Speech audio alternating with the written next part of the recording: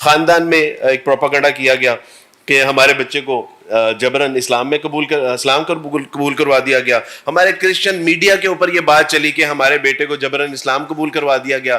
ہمارے چرچ میں یہ بات چل رہی, یہاں تک کہ فیملی میں بھی یہ بات چل رہی تھی کہ ہمارے بچے کو یعنی وارث مسیح کو مسلمانوں نے زبردستی اسلام قبول کروا دیا. میرے کان میں آواز پڑی حسن, اور میں نے کہا کہ سارے زمانے کو ہی پتا ہے کہ میں زبردستی اسلام قبول مجھے کروایا گیا ہے, اور اگر نہیں پتا تو مجھے ہی نہیں پتا کہ مجھے زبردستی اسلام قبول کروایا گیا. کوئی مجھ سے پوچھے تو صحیح. ایک شخص تھا عبداللہ, اور وہ دکان پر گیا تو کہا کہ عبداللہ کی شادی ہے, اور وہ گھر آیا تو عبداللہ کی شادی ہے, باہر جائے تو عبداللہ کی شادی ہے. اس نے کہا کہ عبداللہ کی شادی عبداللہ کو نہیں پتا, باقی سارے شہر کو پتا ہے. تو وہ میرے بارے میں ہر کوئی شخص یہ کہہ رہا تھا کہ اسلام میں زبردستی داخل کیا گیا ہے عبد الوارث کو, اور مجھے ہی نہیں پتا تھا کہ میں اسلام میں جو ہے وہ زبردستی مجھے داخل کیا گیا.